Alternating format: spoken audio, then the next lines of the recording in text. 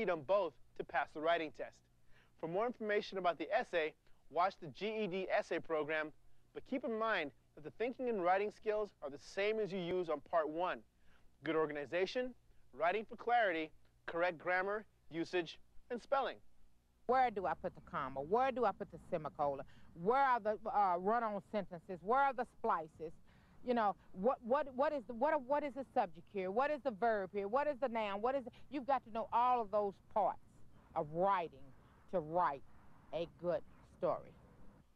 A lot of people worry about what their essay question will be. Remember that there's no right or wrong answer. You're scored on how well you state and support your answer. Relate your own experiences and observations to the topic. Budget the time so you can think, write, and revise. I sat there for about 5 minutes and trying to think of what I wanted to say. Then I just went with it, started brainstorming. I just said I would go with my 16th birthday because it was pretty fun. It was one of the best times of my life. I started it out as the best time of my life was my sweet 16th birthday party. Everyone was there, my first boyfriend, my family, all my friends, my close friends, and a big fight that broke out to make it more interesting and exciting. That was just the beginning paragraph. Then the first part was about my first boyfriend, our first dance, our first kiss. Whatever you write in that first paragraph, make sure that's what you write in the next 3 paragraphs. No matter what the question is, you just really want to stay on topic. Whatever they ask you, kind of rewrite that or write that exactly the way that they asked you and answer the question. In order to write a good essay, you need to have a thesis. And then from the thesis, we create the outline which tells where we're going to put in our body paragraphs and what we're going to talk about, which is like previewing our main points. In conclusion, I tell them to, again, review the thesis, preview the main point, and conclude with thoughts. What do you think about the topic you wrote about? We've developed a level which is called inadequate. And if you write an essay that is inadequate, that means there is no focus, there's no topic, there's no development, every word is misspelled. That essay will not be scored, and then the multiple choice will not be scored, and you have to take the whole test again. There's a lot you can do to get ready for the GED writing test. Practice writing essays, memos, stories. Everything you write is good practice because it sharpens your ability to communicate with words.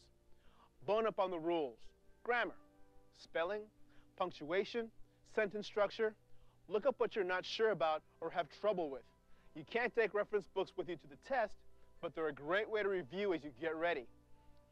Find out what you can about the testing center and setup. You'll be less nervous.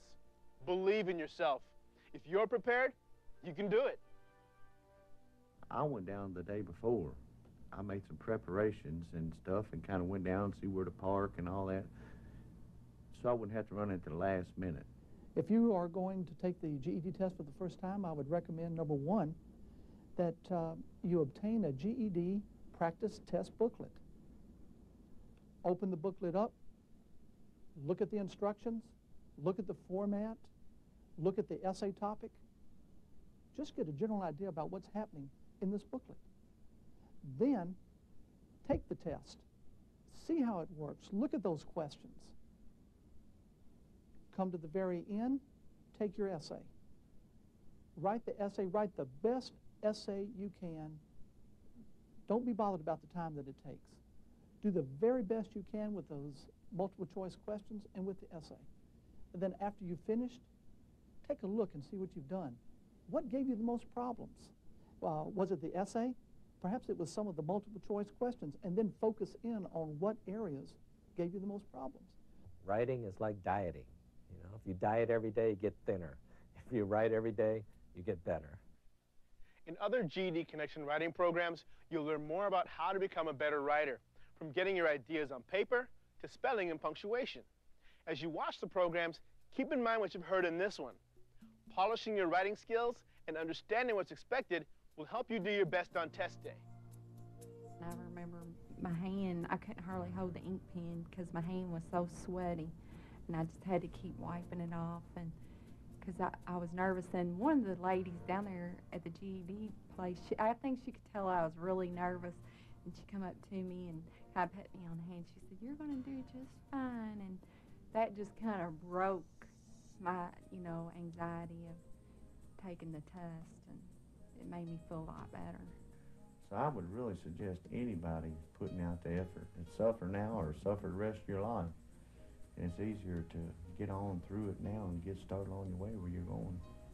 I have a lot of friends who dropped out of high school, and what I tell them is your future is in your hands. You don't have to be a victim of what you did in the past. I mean, this is how you live now, and if you feel like you're ready, maybe you weren't ready when you were in high school to take that step and finish your education, and if you feel that you're ready now, that you can do it, I truly encourage you to do it, because your future depends on the choices you make. I went to the mailbox and I saw this big brown envelope, and I knew. And I opened this envelope up, and I get full every time I think about it. When I opened it up and I saw that I had passed my GED, I think it was one of the most exciting moments in my life, that I did make it, and I had got my GED, and I can go to school, and don't make me cry.